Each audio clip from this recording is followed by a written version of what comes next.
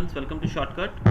We are continuing our chapter number 10, the living organisms and their surroundings. In the earlier video, just the first video, in that video we have already studied about the habitat, the environment, even we studied about the biotic components, the producers, primary consumers, secondary consumers and tertiary consumers. So these all topics we have already cleared, even scavengers also. Apart from this, we have also studied about the interaction between abiotic and biotic components, and the last topic we studied in the last video was adaptation.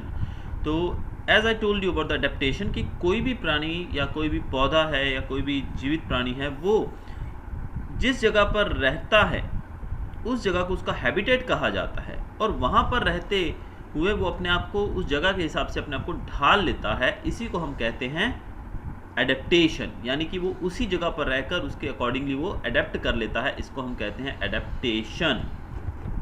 Adaptation के साथ साथ कि types of habitat, habitat किस प्रकार के होते हैं, पहला हमने पढ़ा है। यहाँ पर हम पढ़ने जा रहे हैं टेरेस्ट्रियल हैबिटेट्स के बारे में। यहाँ पर जो वर्ड टेरा है, जिससे ये वर्ड हमारा पूरा बना है टेरेस्ट्रियल, उसमें से टेरा वर्ड जो है ये लैटिन भाषा से लिया गया और इसका मतलब होता है ग्राउंड, यानी कि टेरेस्ट्रियल हैबिटेट्स का मतलब, टेरेस्ट्रियल शब्द यूज़ किया जाता है ग्राउंड के लिए, लैंड के लिए। तो जो ऑर्गेनिजम्स लैंड के ऊपर रहते हैं उनको कहा जाता है टेरेस्ट्रियल ऑर्गेनिजम्स, और उनके हैबिटेट को कहा जाता है टेरेस्ट्रियल हैबिटेट्स। अब आप ज़मीन पर रहने वाले प्राणियों के बारे में आप जानते हैं, बहुत सारे प्राणी हैं, even humans, cow, deer, animals जितने भी हैं, वो ज़्यादातर जो हैं मोस्टली वो टेरेस्ट्रियल एनिमल्स ही हैं। तो उनका हैबिटेट जो है वो टेरेस्ट्रियल हैबिटेट है, यानी कि ज़मीनी जानवर या ज़मीन उनका एक हैबिटेट है। इसके अंदर पहला टॉपिक क्या दिया गया, डेजर्ट के बारे में। डेजर्ट आप जानते हैं बहुत ही गर्म होता है। डेजर्ट कहा जाता है रेगिस्तान को। जहाँ पर जब डेजर्ट शब्द आता है तो हमारे जहन में एक ही बात उठती है कि दूर दूर तक रेत के टीले फैले हुए होंगे, रेत ही रेत होगी, सैंड ही सैंड होगी, सैंड ड्यून्स होंगे, और हमें टेम्परेचर यानी कि वहाँ पर गर्मी बहुत ज़्यादा लगेगी। यहाँ पर रेनफॉल की बात की जाए तो रेनफॉल तो 25 सेंटीमीटर से भी कम, यानी कि सिर्फ नाम मात्र रेनफॉल होती है। और बात की जाए अगर पानी की, वाटर अवेलेबिलिटी की, तो इसकी कल्पना भी करना बड़ा मुश्किल होता है। लेकिन फिर भी यहाँ पर तरह तरह के एनिमल्स और प्लांट्स सरवाइव कर सकते हैं। अब हम इस डिफ़िकल्ट कंडीशन के बारे में थोड़ा डिटेल में देखेंगे कि किस तरह के प्राणी वहाँ पर रहते हैं। पहले हम पढ़ेंगे एडेप्टेशन इन प्लांट्स के बारे में। यहाँ पर हम सबसे पहले जो देखते हैं, प्लांट्स की बात करें तो कैक्टस टाइप ऑफ प्लांट्स हमें देखने को मिलता है। कैक्टस जो है वो डेजर्ट में मेनली ग्रो करता है। डेजर्ट में जो मेनली ग्रो करने वाला जो प्लांट है वो है कैक्टस। अब ये कैक्टस जो है ये क्या क्या एडेप्टेशंस करता है वो हम यहाँ पर देखेंगे। तो देखते हैं पहला, it is a very long root that goes very deep into the soil to absorb water. सबसे इंपॉर्टेंट चीज़ इसके बारे में ये रहती है कि जो कैक्टस है वो बहुत ही डीप होता है। अब कैक्टस डीप, इसकी रूट्स जो है बहुत डीप होती हैं, जिस कारण से ये ज़मीन से पानी आसानी से खींच सकता है। जस्ट ए मिनट, आना एक फ़ोन है। हेलो। अब सबसे इंपॉर्टेंट चीज़ प्लांट्स के बारे में हमने देखी कि इनका जो जड़ें रहती है वो इतनी डीप रहती हैं। इनके डीप होने का कारण क्या है कि ताकि ये ज़मीन के नीचे से पानी, कितनी भी गहराई पे पानी हो, वहाँ से वो पानी को अब्जॉर्ब कर सके। दूसरा यहाँ पर बात की गई है एडेप्टेशन में, तो देखिए जो नॉर्मल टेरेस्ट्रियल प्लांट्स रहते हैं, जो नॉर्मल एरियाज़ में आपके घरों के आजू बाजू में जो प्लांट्स होंगे या गार्डन्स के अंदर होते हैं, वो प्लांट्स और जो ये कैक्टस है, इनके अंदर फ़र्क क्या, देखिए उनकी जड़ें बहुत कम गहराई तक जाती है, लेकिन कैक्टस की जड़ें बहुत ही गहरी होती हैं। ये बहुत ही नीचे तक जाती हैं ताकि ये पानी अब्जॉर्ब कर सके। दूसरा इसमें जो खास बात है ये कि जो हमारे टेरेस्ट्रियल प्लांट्स होते हैं, जो नॉर्मल जगहों पे देखने को मिलते हैं हमको, उनके अंदर जो पत्ते होते हैं वो नॉर्मल साइज़ के होते हैं या उससे भी बड़े। आप नीम का पेड़ ले लीजिए, पीपल का पेड़ ले लीजिए, इनके पत्ते काफ़ी बड़े होते हैं, मतलब नॉमिनल साइज़ होता है इनका। लेकिन जो कैक्टस प्लांट है, यानी कि ऐसे प्लांट जो कि डेजर्ट एरियाज़ में उगते हैं, उनके जो पत्ते होते हैं उनका साइज़ छोटा होकर किस साइज़ के हो जाते हैं, वो कांटे बन जाते हैं। क्या बन जाते हैं, वो स्पाइंस, कांटे बन जाते हैं। आपने देखा होगा कैक्टस के ऊपर पत्ते तो होते ही नहीं है, सिर्फ स्पाइंस होते हैं, कांटे होते हैं। तो उनके जो पत्ते होते हैं वो कांटों का रूप ले लेते हैं। अब इसका क्या कारण है भाई, the reason behind this is that to reduce the transpiration. जो पत्ते होते हैं जब उनके ऊपर धूप गिरती है, अब आप देखिए पत्ते का सरफेस जितना बड़ा होगा उतनी ज़्यादा वो धूप एब्जॉर्ब करेगा और उतना ही ज़्यादा वो ट्रांसपीरेशन के द्वारा वाटर को लूज करेगा, वाटर वहाँ से बाहर निकलेगा, तो it will increase the loss of water. लेकिन अगर वो पत्ते कांटे के रूप में आ जाएंगे, तो कांटा आप जानते हैं उसका सरफेस एरिया तो बहुत ही कम होता है, नेग्लिजिबल हम कह सकते हैं, तो वहाँ से वाटर लॉस नहीं हो पाता है थ्रू ट्रांसपीरेशन। तो दूसरा इसका जो मोटिव है कि जो एडेप्टेशन ये प्लांट्स करते हैं वो ये कि इनके पत्ते जो हैं वो किस में बदल जाते हैं, कांटों में बदल जाते हैं। अब बढ़ते हैं तीसरे स्टेप की तरफ, क्या एडेप्टेशन ये और करते हैं। The stem is thick and fleshy because it stores water, they are called succulent plants, the stem is green in colour. अब हम अपने आजू बाजू उगने वाले पेड़ों को देखेंगे तो उनका जो तना होता है बहुत ही ठोस होता है, वेरी हार्ड, और ये जो होता है हमारा तना ये ग्रेइश कलर का यानी कि ब्राउनिश कलर का रहता है, यानी कि भूरे रंग का छाल जो होती है पेड़ की, तने की बात कर रहे हैं। लेकिन अगर आप कैक्टस की बात करें, कैक्टस में अगर आपको एग्जांपल, अगर कैक्टस नहीं समझ आ रहा है तो मैं आपको सिंपली जो आजकल घरों में मोस्टली हम लोग लगाते हैं पौधा, और ज़्यादातर इसका उपयोग किया जाता है घरों में as a beauty product also, या फिर एंटीबायोटिक की तरह भी किया जाता है इसका उपयोग। ये है जैसे एलोवेरा। एलोवेरा का जो पौधा है it is also a kind of cactus only, ये भी कैक्टस के जैसा ही, ये भी ड्राई एरियाज़ के अंदर ही उगता है, यानी कि डेजर्ट्स में ही उगता है। उसके ऊपर आप देखिए पत्ते होते ही नहीं है, वो सीधा ग्रीन स्टेम रहता है और उसके कांटे होते हैं।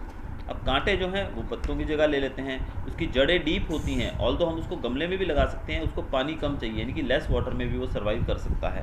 अब जो ये कैक्टस होता है इसका तना बहुत मोटा होता है और बहुत ही अंदर फ्लैशी होता है। फ्लैशी मतलब जैसे कि आप एप्पल देखिए, एप्पल बाहर उसका कवर रहता है और उसके अंदर फ्लैशी, यानी कि एप्पल को अंदर से आप खा सके, गूदेदार होता है वो।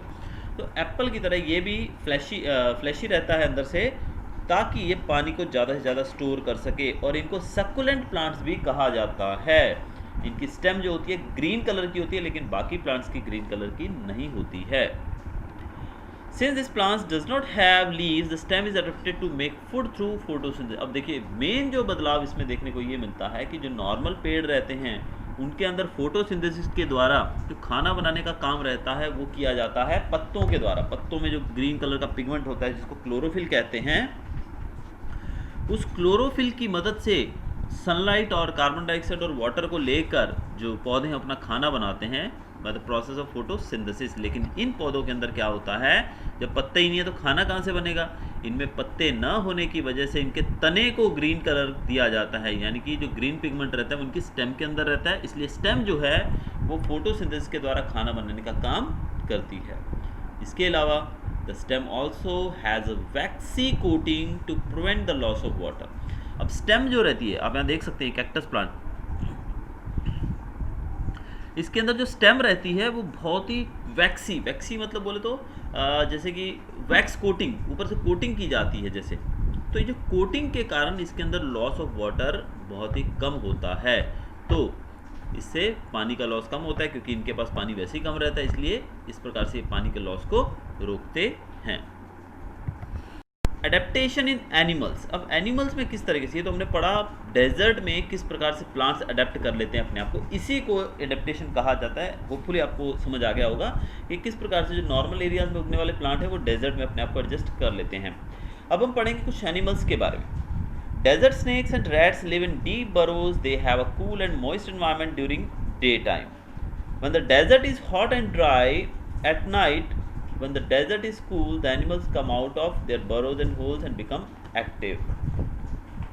अब जो डेजर्ट में रहने वाले, आप देखिए डेजर्ट की जो सैंड होती है दिन निकलते ही, धूप निकलते ही इतनी गर्म हो जाती है कि उसके ऊपर पैर रखना मुश्किल हो जाता है। लेकिन ऐसे में वहाँ पर सांप और चूहे जैसे जानवर कैसे रह पाते हैं, तो उसका जो एग्जांपल दिया गया है यहाँ पर कि ये जो जानवर है, चूहा हो गया, स्नेक हो गया, डेजर्ट स्नेक जो है वो अपने आप को गहराइयों में ले जाते हैं, यानी कि नीचे बरोज, उनके जो होल्स रहते हैं जहाँ पर वो रहते हैं वो बहुत ही डीप होते हैं, जहाँ पर टेम्परेचर कम रहता है, जहाँ पर ठंडक बनी रहती है। और जब बाहर टेम्परेचर ठंडा होता है रात के समय, तब ये बाहर निकलते हैं शिकार ढूंढने के लिए, खाने की तलाश में रात के समय। इसीलिए इनको नॉक्टर्नल एनिमल्स भी कहा जाता है, क्योंकि ये रात को बाहर निकलते हैं, इसलिए इनको नॉक्टर्नल एनिमल्स कहा जाता है। Camel has several adaptations that help it survive in desert. अब कैमल की बात करें तो ये सर्वाइव कर सकता है डेजर्ट में। इसके लिए बहुत सारी अडेप्टेशन है, जैसे कि it drinks a large quantity of water and can stay without water for long period of time. ये बहुत सारा पानी एक बार में पी सकता है। तो कैमल की जो खासियत ये है कि ये ज़्यादा पानी पी सकता है एक बार में, और इस कारण से ये लंबे समय तक बिना पानी पिए रह सकता है। अब यहाँ पर एक कैमल की आप पिक्चर देख रहे हैं। Camel has several adaptation to survive in desert. जैसे कि आप देखिए, long eyelashes protect the eyes from sand. इसकी आईलैशेस जो होती हैं वो बहुत लंबी होती हैं, इससे उनकी आंखों में मिट्टी नहीं जाती है, धूल नहीं जाती है, सैंड नहीं जाती। दूसरा, nostrils can be close to keep out sand. इनकी जो नथुने रहते हैं, नॉस्ट्रिल्स होती हैं, वो क्लोज हो सकती हैं ताकि वो सैंड को अपने अंदर जाने से रोक सकें। देन ये आप देख सकते हैं, हम यहाँ पर फैट स्टोर्ड रहती है। फैट यानी कि एक तरह से बोले तो खाना इनके लिए, अगर इनकी बॉडी को एनर्जी खाना ना मिले तो यहाँ से जो फैट है स्टोर्ड है, इससे इनको एनर्जी मिलती है। आगे है लॉन्ग लेग्स। इनकी टांगें कितनी लंबी रहती है, इससे इनकी बॉडी जो है लंबे होने की वजह से इनकी बॉडी ज़मीन से काफ़ी दूर रहती है, जिससे इनको गर्मी कम लगती है। Then broad feet. इनके पंजे पैर रहते हैं बहुत ही ब्रॉड रहते हैं, इससे ये आसानी से सैंड के ऊपर चल सकते हैं।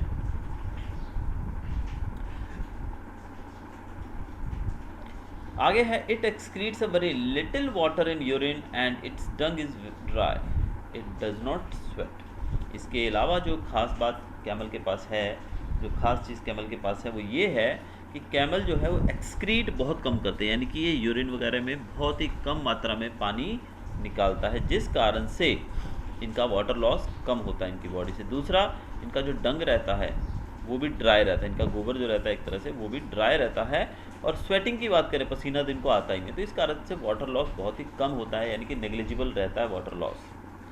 यही कारण है कि ये शिप ऑफ द डेजर्ट इसको कहा जाता है। अगला हमारा टॉपिक है माउंटेन हैबिटेट्स। माउंटेन हैबिटेट्स के बारे में देखते हैं। These habitats are normally very cold and windy. Mountain की बात करें, ठंडक ज़्यादा होती है, बहुत तेज़ हवाएं चलती हैं, क्योंकि ऊंचाई पर ये जगह है, इसलिए ये गर्मियों के समय ठंडा रहता है ये इलाका।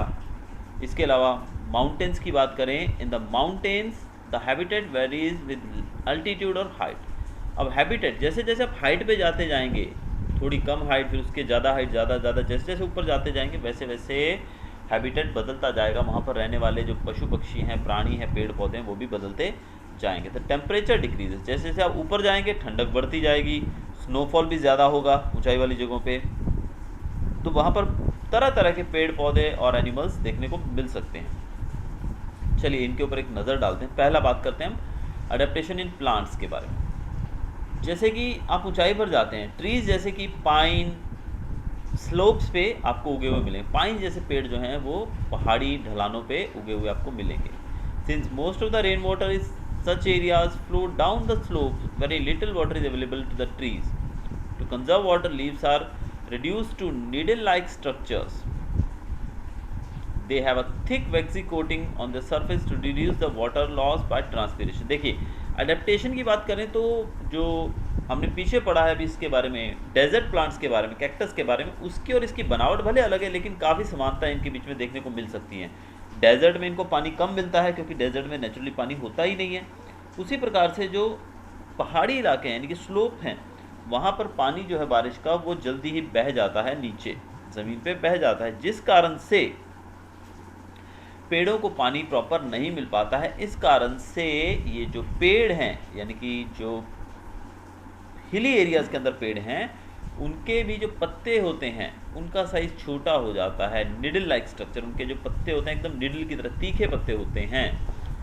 ये क्यों? ये भी वही रीज़न, इसका भी वही है जो हमने डेजर्ट प्लांट्स के बारे में कैक्टस में पढ़ा था कि ये ट्रांसपिरेशन को रोक सकें, कि पानी का जो लॉस होता है वो रोका जा सके। इस कारण से इनके पत्ते नुकीले एकदम निडल लाइक होते हैं। दूसरा, इनके बॉडी के ऊपर भी थिक कोटिंग होती है, वैक्सी कोटिंग होती है, जिससे वाटर लॉस ना हो सके। ये जो पेड़ रहते हैं ज़्यादातर कोन शेप में होते हैं। कैसे होते हैं? कोन आप जानते ही हैं, कॉनिकल शेप में होते हैं। और इनकी ब्रांचेस कैसी होती है? स्लोपिंग। इनकी ब्रांचेस नीचे की तरफ झुकी होती हैं। इससे क्या होता है? रेन वाटर और स्नो, अगर इसके ऊपर तेज़ बारिश गिरती है या स्नोफॉल होता है तो स्नो खिसक कर ज़मीन पर आसानी से चली जाए। अब इसका एग्जांपल की बात करें तो हम, जैसे आपने सबसे कॉमन जो पेड़ जो क्रिसमस ट्री है वो तो कॉमन देखा ही होगा आपने। क्रिसमस ट्री का शेप कैसा होता है? उसी शेप के ये ट्रीज़ होते हैं। और ये ट्रीज़ ऐसे होने का रीज़न इनका यही है कि ऊपर से बर्फ़ वगैरह जो रहती है, स्नो जो रहती है, वो आसानी से फिसल कर नीचे जा सके और इनके ऊपर वज़न ना आए। अगला हमारा टॉपिक है यहाँ पर अडेप्टेशन इन एनिमल्स। अब एनिमल्स की बात करते हैं, पहाड़ी इलाकों में रहने वाले एनिमल्स। एनिमल्स यहाँ पर कौन कौन से हमें देखने को मिल सकते हैं? याक्स, बियर्स, बेयर मिलते हैं यहाँ पर हमें, माउंटेन गोट्स होते हैं, स्नो लेपर्ड्स, ये सब प्राणी माउंटेन्स में देखने को मिलते हैं। अब ठंड से बचाने के लिए इनके पास थिक फर होता है। फर मतलब इनकी बॉडी के ऊपर की जो बाल रहते हैं बहुत ही मोटे होते हैं, इनकी खाल बहुत मोटी होती है ताकि इनको ठंड से बचाया जा सके। Of both the that yak also, कैसा याक देखने में इस प्रकार का याक रहता है और इसकी बॉडी के ऊपर देखिए फर बहुत ज़्यादा रहता है। दूसरा आपने पाइन ट्री देखा और इनके पत्ते देखिए एकदम नीडल लाइक है। तीसरा जो यहाँ पर हम पढ़ेंगे वो है पोलर रीजन। पोलर रीजन जो होते हैं बहुत ही ठंडे रहते हैं।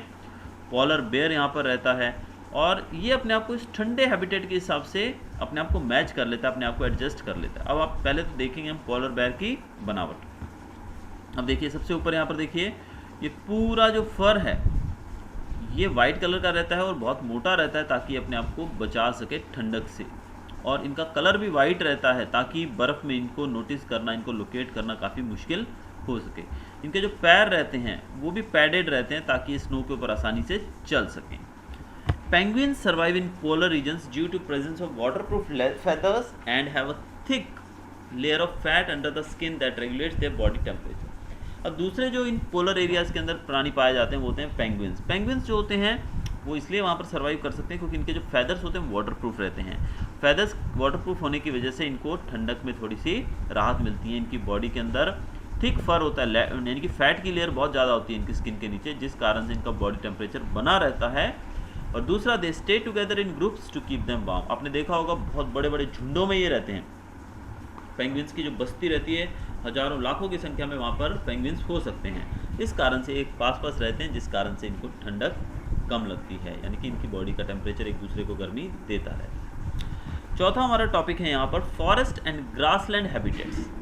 ग्रासलैंड्स कैसे होते हैं? ड्राई और विंडी, खुली जगह, एकदम घास के मैदान खुले होते हैं और हवा बहुत होती है। रेनफॉल मॉडरेट, यानी कि इवन रेनफॉल होती है, बहुत ज़्यादा भी नहीं तो कम भी नहीं। अब वहाँ पर प्लांट्स किस प्रकार के पाए जाते हैं? यहाँ पर देखिए जैसे कि नाम दिया ग्रासलैंड एंड फॉरेस्ट, बड़ी बड़ी घास यहाँ पर उगती है, फ्लेक्सिबल होती है, यानी कि जो कि हवा के कारण झुक जाती है। यानी कि हवा अगर तेज़ चलेगी खुले मैदान में तो अगर स्ट्रेट खड़ी रहेंगी वो झाड़ियाँ सख्त होंगी तो वो गिर जाएंगी हवा के टकराव से, लेकिन ये सॉफ्ट रहते हैं जिस कारण से बेंड हो जाते हैं। लेकिन इनका रूट जो होता है बहुत ही स्ट्रांग रहता है जिससे ये सॉइल को बहुत ही स्ट्रांगली पकड़ के रखते हैं। दूसरा, एडेप्टेशन एनिमल्स। यहाँ पर carnivorous animals like lion, tigers live in forest. ये जो जानवर हैं ये फॉरेस्ट में रहते हैं।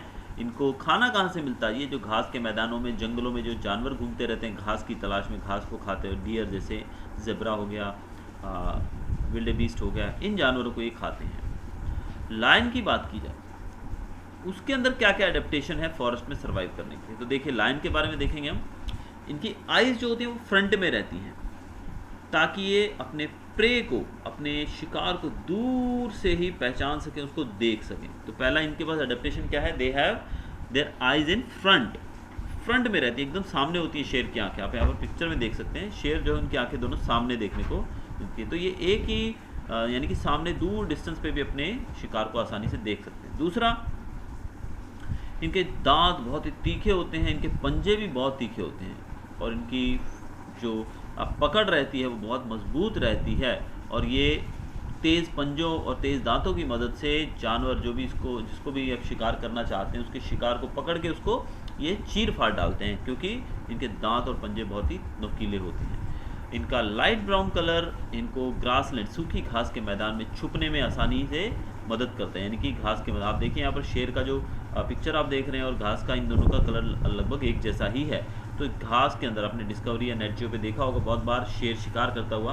तो शेर जो धीरे धीरे झाड़ियों में छुपकर अपने शिकार के पास जाता है और फिर एकदम से हमला करके उसको पकड़ लेता है। तो इसका जो ब्राउन कलर है, लाइट ब्राउन कलर, वो इसको सूखी घास में छुपने में काफ़ी सहायता करता है। They are able to run very fast that allows them to catch their prey. और इनकी स्पीड भी काफ़ी अच्छी रहती है, बहुत तेज़ दौड़ सकते हैं जिस कारण से ये अपने प्रे को, शिकार को आसानी से पकड़ सकते हैं। नाउ डियर की बात करते हैं, उनके पास भी कुछ एडेप्टेशंस हैं जो अपने आप को, ये डियर जैसे जानवर हैं, ये अपने आप को शेर चीतों से बचा सकते हैं। कैसे? They have eyes on the sides of the head which give them a wide range of vision. आप देखिए शेर की आंखें दोनों सामने होती हैं, तो लेकिन जो हिरन रहता है इसकी दोनों साइड में रहती है, एक इस तरफ और एक इस तरफ, जिस कारण से इनको वाइड एंगल मिल जाता है व्यू, यानी कि लंबे डिस्टेंस तक ये देख सकते हैं चारों तरफ, तो जिससे इनको अपने शिकारी से बचने का मौका मिल जाता है। Then they have long ears to hear the movement of predator. उनके कान लंबे होते हैं ताकि ये शिकारियों के जरा सी हलचल को भी ये पकड़ सकें। Then they can run very fast to save themselves from predator. ये अपने बहुत तेज़ी से दौड़ सकते हैं, आपने देखा होगा हिरन को दौड़ते हुए, बहुत तेज़ी से दौड़ सकते हैं ये जानवर, ताकि अपने आप को बचा सकें शिकारियों से। Animals living in different habitats need to protect themselves from their enemies. The color of the skin of some animals blends with the surroundings. तो जानवर अलग अलग हैबिटेट्स के अंदर रहते हैं, उनको दुश्मनों से बचने के लिए बहुत ही ज़्यादा चौकन्ना रहना पड़ता है, और बहुत सारे जानवर ऐसे रहते हैं कि उनका जो स्किन का टोन रहता है, कलर रहता है, वो सराउंडिंग के साथ मैच कर जाता है, जिस कारण से इनको लोकेट करना बड़ा ही मुश्किल। तो आप यहाँ देख सकते हैं ये जो पिक्चर है, इसके अंदर आप ग्रीन पेड़ के ऊपर एक ग्रीन पत्तों के बीच में एक चैमेलियन देख रहे हैं जिसका कलर भी ग्रीन है। यहाँ पर एक बाघ, एक टाइगर को देख रहे हैं जो कि घास के साथ एकदम मैच होकर खड़ा है, यानी कि आसानी से इसको आप लोकेट नहीं कर पाएंगे। में देखा शेर, यानी कि जो बाघ था, जो टाइगर था, और चैमेलियन, ये दोनों किस प्रकार से अपने आप को छुपा सकते हैं माहौल के अंदर, अपनी सराउंडिंग के अंदर। अब ये जो एनिमल्स हैं, इनकी इस क्वालिटी को, इसको कहा जाता है कैमोफ्लेज, और इन एनिमल्स को कहा जाता है कैमोफ्लेजिंग एनिमल्स। जैसे कि टाइगर जो है वो अपने आप को घास के बीच में छुपा सकता है क्योंकि वो ब्राउन कलर का रहता है और ब्राउनिश घास रहती है सूखी हुई। चैमेलियन तो चेंज कर सकता है अपना स्किन का colour according to its surrounding. तो इस प्रकार ये शिकारियों से भी बच सकते हैं और अपने आप को लोकेट होने से रोक सकते हैं। जैसे कि टाइगर की बात करें, जिसको शिकारी से तो बचने की ज़रूरत नहीं है, लेकिन उसको शिकार तो करना पड़ता है, तो हरी घास के बीच में भूरी घास के बीच में छुपकर धीरे धीरे अपने शिकार के पास पहुंच जाता है और फिर हमला करके उसको पकड़ लेता है। अगला हम टॉपिक पढ़ने जा रहे हैं एक्वेटिक हैबिटेट के बारे में। एक्वेटिक हैबिटेट, एक्वेटिक मतलब यानी कि पानी में रहने वाले प्राणी। The organisms like sharks, different fishes, lotus plants that live in lakes, ponds and even oceans are called aquatic animals। यानी पानी में रहने वाले जितने भी प्राणी हैं, यानी कि उसमें भले जानवर हो या फिर पेड़ पौधे हों, जो भी हैं, इन सबको हम एक्वेटिक ऑर्गेनिजम्स कहते हैं। और ये जहाँ पर रहते हैं, इस हैबिटेट को हम एक्वेटिक हैबिटेट कह सकते हैं। यानी कि पानी जो है वो एक्वेटिक हैबिटेट है और उसमें रहने वाले प्राणी जो हैं वो एक्वेटिक ऑर्गेनिजम्स हैं। अब ओशंस की बात करते हैं। ओशंस को हम मरीन हैबिटेट भी कहते हैं। ओशन जो कि बहुत ही बड़ी सॉल्ट वाटर बॉडी होती है। ओशन आप जानते हैं बहुत ही बड़ी बॉडी, इंडियन ओशन जो आप हमारे देश के जो सदर्न पार्ट में है उसको आपने देखा होगा, मैप के ऊपर लोकेट किया होगा। तो ओशन जो है it is a huge body of salt water. यहाँ पर फिश जो हैं वो इन वाटर बॉडीज़ के अंदर रहती हैं और वो एडेप्टेशन भी शो करती हैं इसके लिए। पहले हम फिश का एक देखेंगे डायग्राम, यहाँ पर देखेंगे। यहाँ पर आप देखिए इसकी आइज़ हैं। दूसरा फिन्स जो हैं, फिन्स से इसको तैरने में मदद मिलती है। फिर बॉडी जो है स्ट्रीमलाइन रहती है, यानी कि एकदम शेप इनका इस तरह का रहता है कि आसानी से वो पानी को चीर कर आगे बढ़ सकती हैं। देन गिल्स आप यहाँ देख सकते हैं, these are the gills. Gills क्या करते हैं, ये पानी के अंदर जो ऑक्सीजन होती है उसको निकाल कर इनको दे देते हैं। यानी कि हम जो हवा लेते हैं, ऑक्सीजन लेते हैं, हमें ऑक्सीजन, हम अर्थ के ऊपर रहते हैं लेकिन पानी के अंदर हम ऑक्सीजन नहीं निकालते, जबकि पानी के अंदर भी ऑक्सीजन है। The formula for water is H2O। अब H2O होने के बावजूद, जस्ट मिनट,